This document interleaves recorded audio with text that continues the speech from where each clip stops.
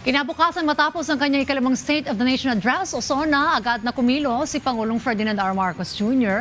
upang ipagpatuloy at sakatuparan ng mga programa ng kanyang administrasyon. Kabilang na ang pinalakas na healthcare, housing, energy and food security at iba pa. Ang isang linggong aktibidad ng Pangulo atin pong balikan sa report ni Kenneth Pasyente.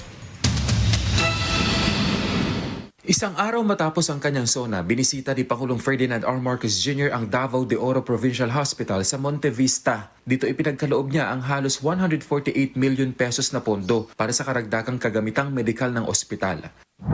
Pinangunahan din niya ang panibagong yugto ng Bawat Bayan Makikinabang program para sa mga lalawigan ng Davao de Oro, Davao del Norte at Davao Occidental. Sa ilalim nito, direktang naihatid sa mga benepisyaryo ang iba't ibang serbisyo ng gobyerno, kabilang na ang tulong pinansyal, kabuhayan at iba pang social services sa pamamagitan ng Local Government Support Fund at Socio-Civic Projects Fund.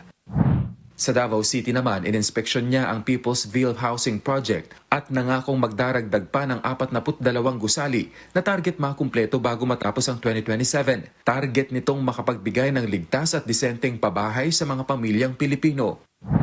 Miyerkules, pinangunahan niya ang pagbubukas ng Energy Museum sa Taguig City, kasabay ang paggunita sa ika-25 anibersaryo ng Electric Power Industry Reform Act o EPIRA. Iginiit niya ang kahalagahan ng seguridad sa enerhiya at ang patuloy na reforma upang maging mas maaasahan, mas abot kaya at mas napapanatili ang supply ng kuryente sa bansa. Sa Malacanang, tinanggap niya sa isang farewell call ang ilang ambassador at nagpasalamat sa kanilang naging ambag sa pagpapalakas ng ugnayan ng Pilipinas sa Hungary at Netherlands.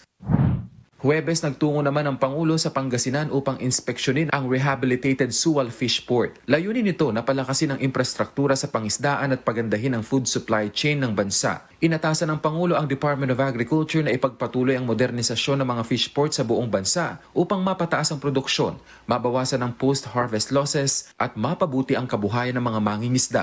Kasunod nito, nagtungo siya sa Pantalan kung saan nakipagpulong sa mga lokal na mangingisda at mga tauhan ng Bureau of Fisheries and Aquatic Resources na kamakailan ay nakaranas ng water cannon attack mula sa China Coast Guard habang nagsasagawa ng routine mission malapit sa Bajo de Masinloc. Mula Pangasinan, dumiretso ang Pangulo sa Tarlac City para sa panibagong yugto ng Bawat Bayan Makikinabang program.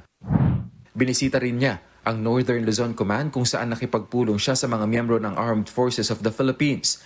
Tiniyak niya ang suporta ng pamahalaan sa mga sundalo at sa patuloy na pagpapalakas ng kakayahan ng bansa sa larangan ng pambansang depensa. Kenneth Pasyente, para sa Bayan.